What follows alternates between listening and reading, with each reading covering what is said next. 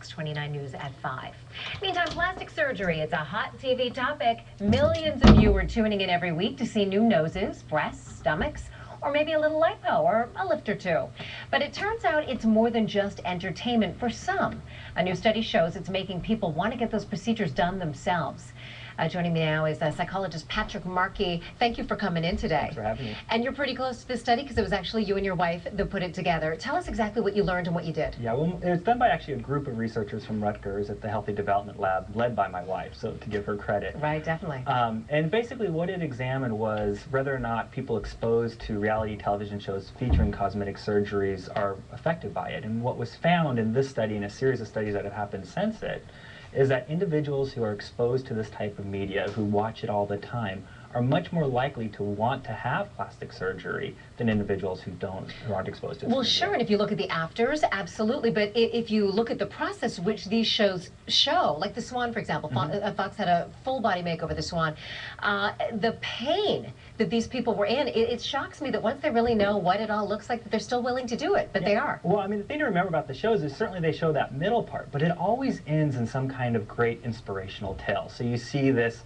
supposed ugly duckling turn into a beautiful swan. That was the concept, yeah. Yeah, and you'll see her husband smiling and life looks like it's going to be so much better, but research doesn't suggest that really happens. Well, and how many attractive people do we know that are miserable? Yeah, in fact, what research does say is that about 2 to 3 months after cosmetic surgery, people's self-esteem does go up a little bit.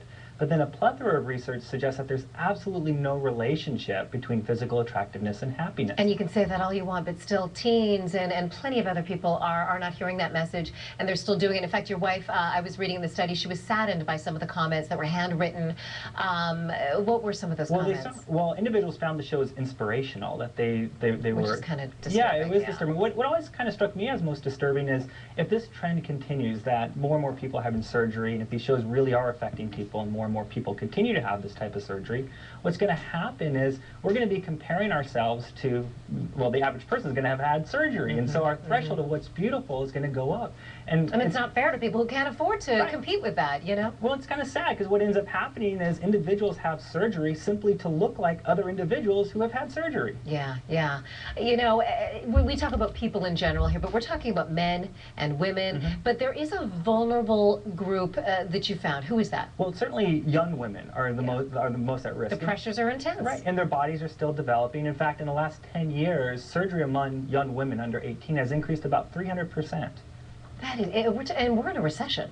Yeah, it's still going up. The recession but a lot of people are doing it to look better. No, they want to look better for jobs, and we've done that story, certainly. I thought your wife made a fairly profound statement about this whole thing. She said, if plastic surgery makes you feel better about yourself, then why do you keep getting it done? Yeah, and that's what... But they do, it becomes addictive. Yeah, if a person's getting surgery, there's a much better chance that they've had surgery before than the average person on the street. Okay, stick around, Patrick, because I want you to check in on this. A story we did last night has a lot of people talking.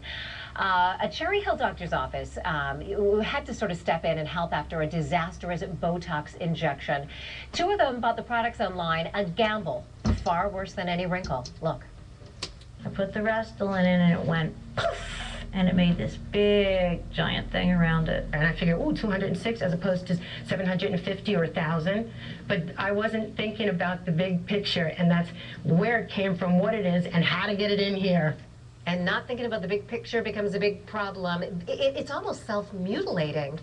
And people are willing to make that sacrifice just in case it works and you look younger. Right, well, there's certainly a risk. I mean, typically with Botox, you won't see a large risk with it, and this is obviously because they had ordered it online, but other surgery procedures have the risk of surgery. I mean, there's surgery, so you have the risk of, well, death, potentially. Absolutely, it happens. It's rare, fortunately, but it can happen. But even if death doesn't occur, which again, probably won't happen, you have all the other elements that go along with it. So a person having breast augmentation surgery, she has to do follow-up, there's always the potential that it might rupture and so forth. Infection, etc. Yeah, and that's a good point to put out. Those shows are fun to watch, but it is surgery and there are risks. Patrick Markey, thank you so much. Thank you for having me. All right, tell me.